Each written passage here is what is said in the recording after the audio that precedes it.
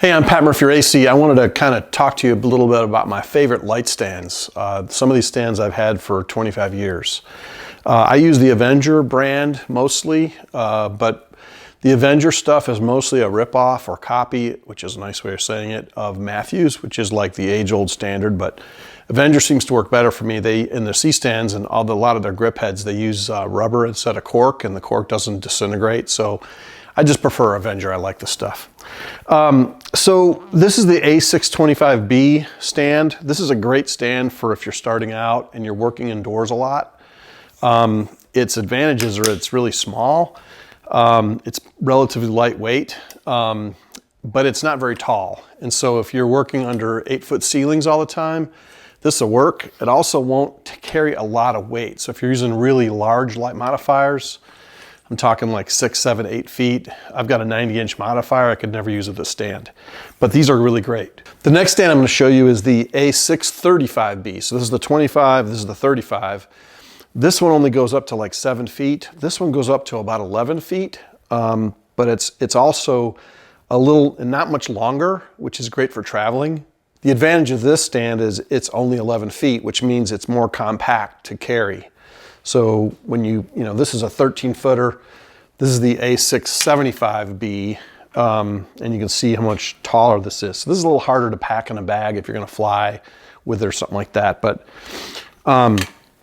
anyway, so these are the three stands primarily that I use: the A625B, the A635B, 11 feet. So basically 7 foot, 11 foot, and then the 13s. And as you can see, I got 4 of these just sitting here. I probably have 8 of these, just in different bags and vehicles and stuff. These are really, really nice stands. But there's one thing I hate about the 35B and the 675Bs, and that is this stupid, there's a bottom connector thing. I hate this thing. And there's this bottom thing, and when I use assistants and I travel, assistants I don't know, they're always trying to figure out how the stand works. And it's just you can do crazy stuff like this, which makes no sense. And so I'm going to show you how to get rid of this bottom thing altogether. In fact, we're just going to take this stupid thing off right now. So let's just wind this out of here. Now, what I did earlier today, I went over to Lowe's, which is like Home Depot or Menards or whatever, big box, store. It's basically a 50,000-foot hardware store. I took this with me. I went over to the hardware aisle and I figured out there's a little thing on the wall in between shelves, and it will tell you what thread you have. Any kind of bolt you bring in there, it's really cool. So I figured out that this was actually metric. It's an M6, M6-1.00 times 20, and 20 is the length, 20 millimeter. And so this little guy here, one of these little guys, I got a whole bag of them. This was $1.23 at Lowe's, if you want a comparison shop. And what I'm going to do is I'm going to take this bad boy and I'm just going to screw it in there till it's finger tight. And then when it starts stopping, I'm going to turn on here, use my little ratchet with a 10 millimeter. And I'm going to tighten this sucker one last time. No one's ever going to loosen that again. And now I have a fully functional stand that no matter what assistant I use is going to be all over it. So I obviously still need this one, but I don't need that stupid thing on the bottom. So I got rid of it.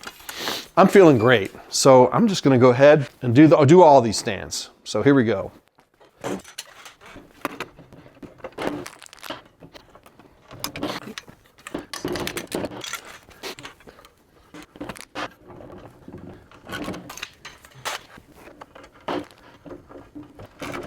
Man, I've been wanting to do that forever. I mean, I'm talking like 5 years I've been wanting to do this. And so I'm so glad I fixed all my stands. And think of the weight that I'm saving and all the extra parts I have now.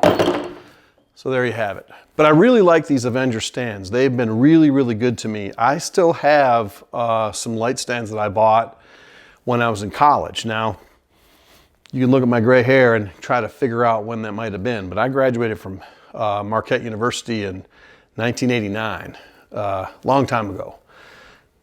No, I didn't. It was 88. Anyway, if you use Avenger stands, I hope this helps you. But I really like these stands. These are great. And one last thing. So again, the A625B, fantastic for using indoors with small stands without big modifiers. If you're gonna do stuff based on speed lights, that's great. Or maybe small banks up to small to medium light banks with, you know, strobes or whatever. And then the A635B is a really good stout stand if you want to put some weight on it and you only have an 8-foot ceiling. That's going to be a really good stand. And then finally, the A675Bs, I just use these a lot. I end up working in lots of places that don't have 8-foot ceilings. I work in warehouses and in industrial applications, in you know, assembly areas, stuff like that. And also in basketball arenas. Like, you can take these, one of my little tricks is to take the A675Bs, close the legs, and then tighten this, and then zip tie the whole stand to the top of like a high school gym railing. If there's something that goes around the top of the court, and then you can run 13 feet up in the air with your light and then come down, and you can light arenas, little small gyms this way. So these are just really, really good stands. But a lot of people ask me, you know, what should I start out with? And I would say this, one of the drawbacks of a 13-foot stand is its minimum height. So if you've got somebody seated in a chair, say, and you're trying to do a cool portrait, this is too tall. The light is going to be like here and just too high. And so you can't light from underneath it all. So what I'd recommend if you're trying to figure out what stands to get an A625B and an A675B to start with, and then go from there. But that would be good. One last thing I want to say about Avenger stands. This is the Avenger tip on a stand. This is the tip that's going to be on like a Manfrotto or other stands. I do not recommend this tip. It's kind of a junker. And you might think it has added value because it's got this 3/8 thing on the top, but it really doesn't. It's pretty useless. Ultimately, in your photography or your video, you're eventually going to end up needing to use one of these. This is called a grip head. And a grip head is designed for this exact thing. So when you put a grip head on, it is going to line up, the tightener is going to line up with this center thing right there. And when you tighten it, it is on. And it's literally like a quarter turn and it's off. Okay, and so it's really, really good. Also, this is made of steel. This is made of brass. This is like weak. This is strong. This is like 40 years strong. So you really want to kind of help yourself out as you begin your career, because if you end up being a pro, you don't want to end up with these stands because you have to get rid of them to get these so that you can use grip heads in the future. So hopefully that'll help some of you, because it just doesn't pay not to be able to use a grip head. The last stand I'm going to talk to you about today in this video is a C-stand. Now C-stands come in 3 different varieties. They come standard, and then they come Rocky Mountain leg, and they come turtle. Let me explain this. So a standard C-stand just has the vertical shaft, which is 40 inches long. It connects to the feet, which don't remove. They stay on there. So when you collapse the stand down, all the feet go together like this. And so you have to carry the stand everywhere you go like that. That's how it's going to be.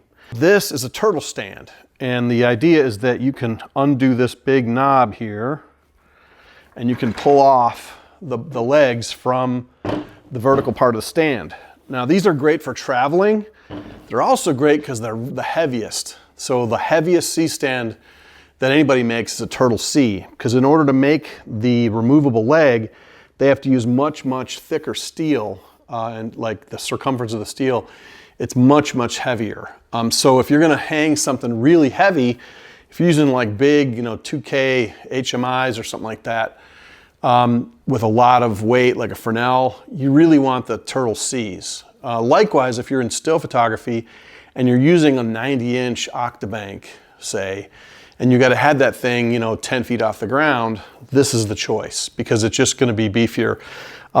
For the same reason that you'd sandbag a C-stand, you'd also want to buy a Turtle C. So the Turtle C is the heaviest, also the most expensive, but it's really, it's the right tool for the job. So whatever you got to do. So remember, the Rocky Mountain leg C-stand the bottom part does not move, but the top leg here does have a tightener, and this leg will move.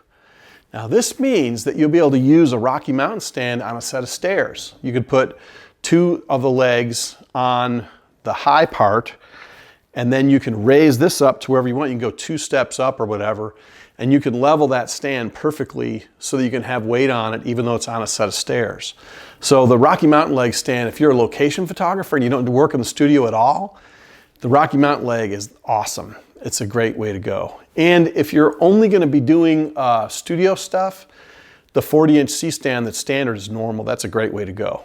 And by the way, the most typical way to buy a C-stand is just like this. So this is a Turtle C with a 40-inch grip arm and a grip head. And you can buy that, you know, from wherever. So this is kind of the, you know, when you're going to do a big assignment, you're going to be there all day, you're probably going to see C-stands in use.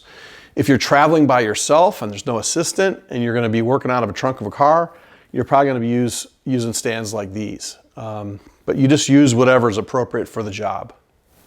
I've been doing Sony videos for a very long time, and I'm going to be trying to broaden my base a little bit. So if you have a question about anything about light stands, feel free to ask me. Also, for whatever it's worth, I use Amaran LEDs. I love them. I've completely switched to them. I've virtually sold off everything I used to use other than that.